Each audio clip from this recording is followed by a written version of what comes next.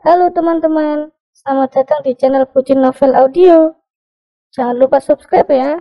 Terima kasih. Episode 19. Karena Ibu Parina sampai menggigil kedinginan, Kalandra tak memiliki pilihan lain selain mematikan AC, kemudian membuka jendela pintunya untuk sirkulasi udara di dalam mobilnya. Nah, begini baru aman. Maaf, ya, kebiasaan naiknya paling truk apa kolbak, jadinya gini. Daripada pas di sana enggak bisa ngomong apalagi jawab pertanyaan polisi, ya mending cari aman biar pas ditanya. Saya bisa jawab dengan totalitas, ucap Ibu Parina sembari sibuk membalur leher, kepala, bahkan tubuhnya menggunakan minyak kayu putih pemberian Arum. Mendapati itu, Kalandra tak lagi mengomel pada Arum. Kelakuan Ibu Parina yang sampai membuat seantero mobilnya bau minyak kayu putih sukses membuat seorang Kalandra sibuk menahan tawa. Kini, menggunakan telunjuk tangan kirinya, Kalandra ketuk punggung telapak tangan kanan Arum yang awalnya ada di atas lutut kanan wanita itu. Arum refleks menatap tangan kiri Kalandra, kemudian berganti menatap wajah pria itu. Meski awalnya sempat bingung, efek lirikan Kalandra yang membimbingnya untuk melihat tingkah Ibu Parina membuat Arum sadar alasan pria di sebelahnya menahan tawa. Sambil menahan senyum, Arum melongok ke belakang, menatap Ibu Parina. Ia mencoba mengalihkan perhatian mereka dari kasusnya dan Ibu Fatimah. Karena Arum yakin, dengan bukti yang mereka kantongi, Kalandra bisa memberi wanita sok suci itu pelajaran lewat hukuman yang harus Ibu Fatimah dapatkan akibat tingkah yang teramat kasar. Abis ini ibu juga wajib urut, tanya Arum tenang. Selain ia yang sebenarnya tipikal kalem, tapi sekali marah bisa langsung meledak. Ibu Parina yang masih sibuk memijat tengkuknya, tersenyum tak berdosa sambil balas menatap Arum. Selalu gini kalau pergi pakai mobil bagus. Bukannya keren dan happy, malah meriang berkepanjangan gara-gara mabok, ucapnya jujur. Tapi ya enggak apa-apa, demi memberi orang seperti Bu Fat pelajaran. Saya yang baru kenal saja kesel. Apalagi Mbak Arum yang apa-apa jadi pelampiasan, serba disalahin. Serius banget saya curiga sama si Septi. Lawong posisinya sudah jelas begitu, masa ia menganggap anak dan dirinya suci, terus kalau ada yang salah, nyalahinnya orang lain. Ya lawak banget. Langit sore sudah petang ketika akhirnya mobil yang Kalandra setir, tiba di pintu masuk kantor kepolisian. Sementara alasan Arum diam, bukan karena wanita itu takut, apalagi nelangsa akibat ulah Ibu Fatimah. Alasan Arum diam sekaligus gamang lantaran untuk pertama kalinya, ia meninggalkan Aidan dalam waktu cukup lama, dan jarak pun terbilang jauh. Sementara itu di tempat berbeda, kesibukan tampak menyita Ibu Nur yang dibantu Rani. Mereka menggantikan Arum di kantin rumah sakit. Kebetulan Aidan juga sedang tidur di ranjang bayi. Lain halnya dengan Ibu Nur dan Rani yang sibuk saling menyemangati tak mau kalah dari Arum yang selalu serba bisa sendiri. Di kamarnya, Septi terduduk lemas di lantai depan tempat tidur. Septi yang masih memakai pakaian saat ke rumah sakit, benar-benar bingung. Alasannya yang sibuk menangis walau tanpa suara. Dari luar pintu kamar Septi, Ibu Fatimah yang baru datang langsung melirik sinis Ibu Sumini. Sampai sekarang, wanita tua yang merupakan besannya itu memang di sana. Wanita tua itu bekerja tanpa gaji karena baginya, biaya hidup sekaligus biaya tinggal Ibu Sumini saja sudah besar, tak sepadan dengan hasil kerja Ibu Sumini yang sudah ringkih. Belum lagi jika dihitung dengan biaya yang harus mereka keluarkan untuk mengurus Angga. Jangan sok perhatian, jangan dekat Septi. Bau kamu, hardik Ibu Fatimah dan langsung membuat Ibu Sumini takut. Padahal, Ibu Sumini benar khawatir kepada Septi. Terlebih semenjak pulang dari rumah sakit dan Ibu Sumini ketahu untuk USG, Septi yang terus menangis sampai mengurung diri. Namun karena apa yang Ibu Fatimah lakukan, Ibu Sumini jadi tidak berani. Andai aku enggak lihat Septi itu istri Angga, sudah aku cuntuh si Ibu Fatimah yang lebih cocok jadi belis. Batinnya menatap kesal punggung Ibu Fatimah. Namun tak disangka, sebelum benar-benar membuka pintu, wanita itu malah memelotot kepadanya. Kedua mata tajam Ibu Fatimah yang tak lagi tertutup cadar, benar-benar menyeramkan jika sedang begitu.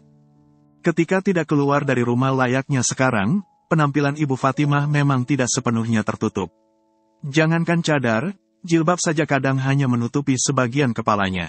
Setelah masuk kamar putri kesayangannya, Ibu Fatimah sengaja mengunci pintunya agar tidak ada yang mendengar obrolannya dan Septi termasuk itu Ibu Sumini. Sadar sang mama datang dan bahkan langsung duduk di lantai persis di hadapannya, Septi langsung menghela napas. Septi kian menunduk, tapi tak lama setelah itu walau dengan suara lirih, ia sengaja meminta maaf. Maaf banget, Mah. Ibu Fatimah menatap sinis sekaligus tidak nyaman Septi. Namun jujur saja, firasatnya langsung tidak enak. Sebenarnya, lanjut Septi. Namun sekali lagi, ia sangat ragu melanjutkannya. Apalagi di hadapannya, kedua mata sang mama yang memang sangat tajam layaknya mata elang, sudah gemetaran, menahan kesal. Plaak! Tubuh Septi terbanting setelah gamparan panas yang Ibu Fatimah lakukan menggunakan tangan kanan dan mendarat di pipi kiri Septi. Padahal, Septi belum cerita. Apa kabar jika Septi sampai jujur membenarkan semua anggapan ibu-ibu di kantin Arum? Diam, Ibu Fatimah benar murka. Helaan napasnya sampai terdengar sangat menakutkan bahkan di telinganya sendiri. Ia menatap bengis tubuh sang putri yang masih meringkuk kesakitan di hadapannya. Cukup diam dan jangan pernah berkata jujur mengenai kehamilanmu. Karena tanpa kejujuranmu pun, semuanya sudah telanjur menyakitkan. Aib, kamu benar sudah memberikan banyak aib untuk keluarga ini. Kamu sudah memenuhi wajah mama dengan kotoran, Sep. Mau ditaruh mana wajah mama, kalau kamu malah jujur? Suara Ibu Fatimah sampai gemetaran tertahan di tenggorokan, saking kesalnya. Wanita itu sungguh sudah ingin mengamuk. Septi berangsur duduk, kemudian menghadap sang mamah yang ia tatap dengan tatapan syarat frustrasi. Sebab setelah apa yang terjadi dan Kalandra sampai turun tangan, sementara sang mamah malah makin mantap melakukan tes DNA, tentu kenyataan tersebut akan membuat dunianya sekeluarga tamat. Namun kalau mama tetap melakukan tes DNA, semuanya jadi tahu kalau anak ini memang anak Supri karena sepertinya ini memang anak Supri. Mah, ucap Septi di sela isak tangisnya. Kalimat terakhir Septi yang syarat penekanan, sukses membuat dada seorang Ibu Fatimah seolah amblas. Ibu Fatimah refleks menggeleng seiring kedua matanya yang terpejam erat, tak kalah erat dari kedua tangannya yang mengepal kencang di sisi pinggang sana. Tak semata karena Septi akhirnya mengakui, meski putrinya itu masih ragu. Namun, ini mengenai maksud kalimat tersebut yang menegaskan, Septi memang tidak hanya melakukan dengan satu orang dan itu Supri. Putrinya telah melakukan hubungan zina itu dengan lebih dari satu pria dan bisa jadi juga berkali-kali, tak hanya sekali hingga Septi ragu, siapa yang sudah berhasil menanam benih di rahimnya. Seketika, ingatan Ibu Fatimah dihiasi ucapan Ibu Parinah, ketika mereka di kantin Arum, sore tadi. Ucapan ketika wanita itu memberitahunya, siapa yang layak disebut kutis atau itu wanita penghibur. Wanita yang sudah berulang kali melakukan zina hingga hamil di luar pernikahan dan itu tidaklah lain Septi, putrinya. Di luar, Ibu Sumini yang belum lama pergi meninggalkan sekitar pintu kamar Septi, mendadak terkejut dan nyaris jantungan ketika suara Ibu Fatimah meraung dan terdengar layaknya tengah dirasuki arwah jahat. Yang makin membuat Ibu Sumini tercengang, tak lain kenyataan Septi yang turut menangis meraung-raung, meminta ampun kepada Ibu Fatimah. Entah apa yang terjadi, tapi bagi Ibu Sumini kenyataan tersebut sangat menakutkan. Ia sampai bergidik ngeri lantaran tangis Septi kali ini sangat ketakutan, mirip kambing atau sapi yang tengah dibelih di hari raya kurban. Buru, Ibu Sumini lari meski hasilnya tidak seperti orang normal pada kebanyakan mengingat di usianya yang kian renta, ia malah harus banting tulang. Sep, Ibu Fatimah, Sep, ada apa, Sep? Bu, ia terus berseru sambil menggedor-gedor pintu kamar Septi. Mah, ampun, bisanya kamu begini sedangkan Mama sudah didik kamu sebaik mungkin. Mama sudah kasih semuanya, tapi apa balasanmu? Bu Sumini, ini ada apa rame gini? Tanya Pak Yusuf yang kebetulan baru pulang. Ia meletakkan tas jinjingnya ke dekat tembok kamar Septi. Itu di dalam ada apa kok rame begitu? Lanjutnya langsung terperanjat ketika ada suara yang dibanting disertai jerit histeris Septi yang ia yakini sampai menangis. Tanpa bertanya lagi, Pak Yusuf yang telanjur panik langsung berusaha membuka pintu kamar Septi. Ia terpaksa mendobraknya lantaran pintu tersebut dikunci dari dalam. Di dobrakan kelima, pintu kamar Septi akhirnya terbuka. Tepat di saat itu juga, Pak Yusuf maupun Ibu Sumini yang turut melongok, memergoki Ibu Fatimah, menghantarkan lampu meja ke Septi yang awalnya duduk terdesak di sudut kamar dekat nakas keberadaan lampu meja. Septi yang awalnya menengadah sekaligus memelotot, menatap takut lampu meja yang akan dihantamkan ke wajahnya, refleks meringkuk. Tak ada lagi suara ketakutan dari Septi karena tampaknya, wanita muda yang tengah hamil itu langsung sekarat. Juga, tak ada lagi geraman emosi dari seorang Ibu Fatimah yang sepertinya sudah langsung merasa puas setelah meluapkan emosinya.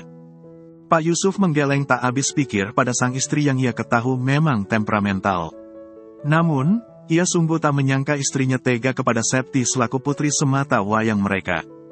Gila, kamu, ini Septi, putri kamu. Bisa-bisanya kamu tetap enggak bisa tahan emosi. Saking tak habis pikirnya, Pak Yusuf yang langsung merengkuh Septi, langsung tidak bisa berkata-kata. Ia kembali menatap tak habis pikir sekaligus kecewa sang istri yang berdiri tak jauh dari kebersamaannya dan Septi. Jarak mereka tak kurang dari 1 meter. Apa yang terjadi membuat seorang Ibu Sumini gemetaran hebat. Sungguh tak Ibu Sumini sangka.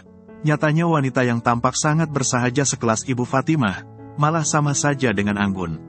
Malahan Ibu Sumini yakin, sebenarnya Ibu Fatimah justru jauh lebih berbahaya. Terlebih sejauh ini, Ibu Fatimah sampai berlindung di balik penampilan sekaligus agama. Jantung Ibu Sumini berdetak sangat kencang, selain ia yang langsung lemas setelah melihat kejadian mengerikan yang Ibu Fatimah lakukan kepada Septi. Entah apa penyebabnya, tapi Ibu Sumini takut bertahan di sana. Sebab kepada Septi sang putri dan Ibu Sumini ketahui sangat dimanja oleh Ibu Fatimah saja, Ibu Fatimah tega. Apa kabar kepadanya yang dari awal kehadiran sudah langsung diperlakukan bak tawanan perang? Lihatlah, jilbab Septi sudah berwarna merah darah. Sementara kedua telapak tangan Pak Yusuf yang merah, bak kepala Septi, langsung basah oleh darah. Itu memang bekas hantaman Ibu Fatimah. Bisa jadi, kepala Septi sampai pecah dan membuat wanita hamil itu terluka parah. Setelah sempat terduduk lemas akibat kenyataan yang terjadi, Pak Yusuf yang memakai koko lengan panjang warna hitam, buru-buru membopong Septi. Tak mau kalah, Ibu Sumini juga memanfaatkan kesempatan itu untuk terlebih dulu lari. Ibu Sumini buru-buru lari keluar. Ia sampai lebih dulu meski tidak terpaut begitu jauh dari Pak Yusuf. Namun, langkah Ibu Sumini menjadi terhenti setelah wanita itu melihat apa yang ada di depan gerbang sana. Ia ragu melanjutkan langkahnya lantaran di depan sana ada sebuah mobil polisi, juga 2 motor yang baru saja ditinggalkan oleh polisi. Ada apa, Bu Sumini? Tanya Pak Yusuf terheran, heran lantaran Ibu Sumini malah mirip patung yang memenuhi pintu. Ibu Sumini refleks menoleh, menatap lemas Pak Yusuf yang sudah ada di belakangnya sambil membopong Septi. Selain wajah Septi tampak sangat pucat, di sekitar kening wanitanya itu juga sudah dihiasi darah segar dari kepala bagian atas. Polisi, Pak, sergah Ibu Sumini. Ia sampai berseru, tapi suara yang ia hasilkan benar-benar lirih lantaran suaranya tertahan di tenggorokan. Tak yakin dengan apa yang ia dengar dari Ibu Sumini, Pak Yusuf yang kerepotan membopong Septi pun segera memastikannya. Benar saja, di depan gerbang rumahnya dan jaraknya dari teras rumah tak kurang dari 10 meter, memang ada rombongan polisi. Ada sebuah mobil polisi, dan juga ada 2 motor polisi. Sementara polisi yang datang dan sudah berdiri di depan gerbang, jumlahnya ada 4 orang. Namun baru saja, sebuah Pajero warna hitam juga turut menepi, berhenti di belakang mobil polisi. Ini kenapa polisi pada datang ke sini? Padahal aku maupun Ibu Sumini belum mengabarkan kabar Septi yang diam, Muk Fatimah. Masa iya mereka langsung datang sebelum dapat undangan? Pikir Pak Yusuf yang juga sampai berpikir, apa malah ada kasus lain? Angga lagi, bukannya kasus Angga sudah beres, ya? Ibu Fatimah terduduk lemas. Gemetaran tubuhnya melihat apa yang telah terjadi. Apalagi ketika ia teringat apa yang telah terjadi, apa yang telah ia lakukan. Kenyataannya yang gagal meredam emosi nyatanya malah menciptakan petaka untuknya sendiri. Tak hanya Septi, tapi juga dirinya. Bukankah alasannya selalu pasang badan untuk melindungi Septi dari segala bahaya termasuk cibiran karena putrinya itu hamil di luar pernikahan karena ia sangat menyayangi Septi. Namun, kenapa beberapa saat lalu, malah ia sendiri yang hajar bahkan nyaris menghabisi Septi. Septi. Bibir Ibu Fatimah tak hentinya bergetar menyebut nama putri semata wayangnya. Kedua tangannya yang gemetaran, mengacak kepalanya hingga pasmina yang hanya tersampir asal di sana, lolos dan terjatuh ke lantai. Di tengah jantungnya yang makin berdetak sangat kencang karena penyesalannya, Ibu Fatimah yang teringat apa yang telah ia perbuat kepada Septi, buru-buru mencari keberadaan putrinya itu. Sep, maafin Mama, Sep. Mama hilaf. Mama enggak bermaksud melukai kamu, Sep. Kamu tahu, kan, kalau Mama sayang banget ke kamu, racau Ibu Fatimah layaknya orang kehilangan akal. Yang Ibu Fatimah ingat, Septi dibawa Pak Yusuf keluar dari kamar. Karenanya, ia juga buru-buru keluar dari kamar. Langkah buru-buru tapi ragu, mengantarkan Ibu Fatimah ke ruang depan kediamannya. Ia memergoki pintu rumahnya dibuka sempurna. Karenanya, ia yang tak lagi menutupi wajah apalagi kepalanya, buru-buru lari menyusul. Septi pasti mau dibawa ke rumah sakit, lirih Ibu Fatimah yakin. Langkah setengah berlari Ibu Fatimah perlahan menjadi berhenti ketika wanita berambut panjang bergelombang warna pirang itu sampai di teras. Di luar sana, di depan gerbang rumahnya, sudah ada 4 orang polisi, selain Arum dan Kalandra yang tampak ikut serta. Ketika Pak Yusuf yang masih membopong Septi tampak mengobrol serius dengan rombongan polisi, tidak dengan Ibu Sumini yang tengah memeluk Arum sangat erat. Baru saja, Pak Yusuf balik badan, membuat tatapan pria itu bertemu dengan tatapan Ibu Fatimah. Buru-buru Ibu Fatimah masuk ke salam rumah dengan langkah cepat. Si Papa langsung laporin aku ke polisi. Kejam banget, batin Ibu Fatimah. Ia sengaja masuk ke dalam kamarnya yang ada di sebelah ruang keluarga. Kemudian tak kurang dari 5 menit, ia keluar menggunakan pakaian syari serba hitam lengkap dengan cadar. Penampilan yang juga sudah menjadi andalannya dan bagi Ibu Sumini maupun orang lain yang mengetahui sifat asli Ibu Fatimah, penampilan tersebut merupakan kedok. Ya sudah dulu, Pak. Saya harus membawa putri saya ke klinik terdekat. Setelah pamitan kepada polisi di sana, Pak Yusuf kembali balik badan, menatap sang istri yang sudah kembali datang dengan penampilan berbeda. Berbeda dari sebelumnya, kini sang istri sudah jauh lebih tenang. Ibu Fatimah bersikap, seolah semuanya baik-baik saja. Hingga dengan sangat mudah, wanita itu kembali berubah menjadi pribadi bersahaja. Mah, mereka tamu kamu. Aku mau ke klinik dulu, pamit Pak Yusuf. Tanpa merespons pamit dari sang suami, Ibu Fatimah langsung menerka. Kenapa sang suami menyebut polisi di depan sana merupakan tamunya? Dan kenapa juga harus ada Kalandra dan Arum? Kenapa juga Ibu Sumini malah memeluk Arum erat sambil terisak nelangsa, mengadu minta perlindungan kepada Arum? Terlalu banyak kemungkinan hingga yang ada, Bu Fatimah makin bingung. Masih bersikap tenang seolah semuanya baik saja, Ibu Fatimah yang melepas kepergian mobil sang suami, sudah sampai di depan gerbang. Ia menemui polisi, menyapa dengan sangat santun dan tentunya menjaga jarak. Setelah salah satu dari polisi menjelaskan, satu persatu pertanyaan yang memenuhi benak Ibu Fatimah mengenai alasan semuanya ada di sana, akhirnya terjawab. Innalillahi, bisanya kalian memfitnah saya. Baru juga keluar rumah dan itu pun untuk melakukan pengobatan kepada putri saya yang jatuh dan kepalanya terluka. Kalian sudah mengatakan siang menuju sore hari ini, saya telah menggampar saudara Arum, ucap Ibu Fatimah sambil menatap tak habis pikir wajah-wajah di sana. Potong tangan saya jika saya terbukti melakukannya, sergah Ibu Fatimah meyakinkan. Saya tidak mungkin melukai orang lain karena semacam melukai sekelas semut dan nyamuk yang menggigit saya saja. Saya beneran enggak tega, yakinnya sengaja bersedih demi membuat semuanya bersimpati. Insya Allah, ceramah Ibu Fatimah akan mendapat banyak berkah sekaligus pahala, jika Ibu Fatimah melakukannya di penjara. Anggap saja ini bagian dari penebus dosa Ibu. Monggo dinikmati, sebab kesombongan sekaligus sifat arogan Ibu telah membuat Ibu mendapat kesempatan menginap di Hotel Prodeo. Selamat, tegas Kalandra lantang. Ia menatap sadis Ibu Fatimah yang masih memasang wajah sedih, seolah wanita itu hanya korban. Pak, saya tidak bersalah, yakin Ibu Fatimah kepada polisi yang sudah mengeluarkan borgol dan tampaknya akan dipakaikan kepadanya. Kita jelaskan saja semuanya di kantor polisi, Bu. Maaf, tolong berikan tangan Ibu, ucap si posisi. Hati, Pak. Itu tangan terancam dipotong efek sumpahnya sendiri. Jadi tolong muliakan tangan-tangan itu walau sebentar. sebelum dipotong sama yang punya, sergah Kalandra makin sinis. Tak semata karena ia telanjur muak pada orang munafik yang berlindung di balik penampilan bahkan agama sekelas Ibu Fatimah. Sebab kenyataan Ibu Fatimah yang tak segan menjadikan Arum sebagai korban, benar-benar membuatnya dendam. Kalandra sungguh tidak terima rahang calon istrinya sampai geser.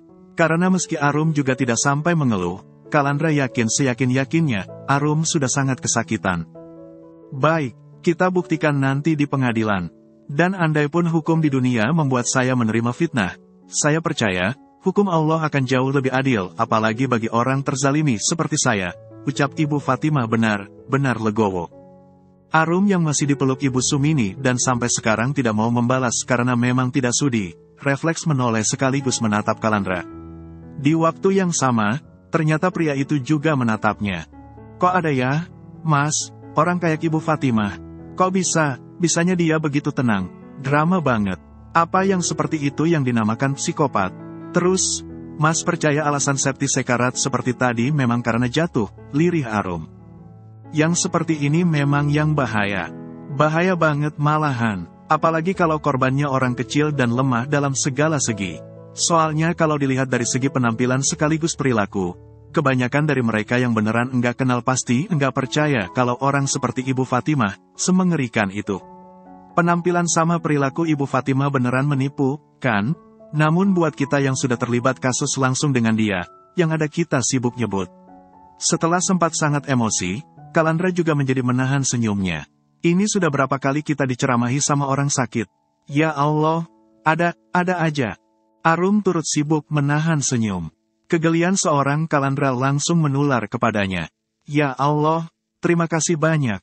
Karena di tengah hidupku yang penuh cobaan sekaligus fitnah, Engkau mengirimkan Mas Kala yang paham hukum dan selalu siaga membelaku. Batin Arum yang menjadi tertegun. Ia refleks menahan napas ketika tangan kanan Kalandra meraih rahang sebelah kirinya. Serius ini parah banget, lirih Kalandra sangat menyayangkan keadaan rahang Arum.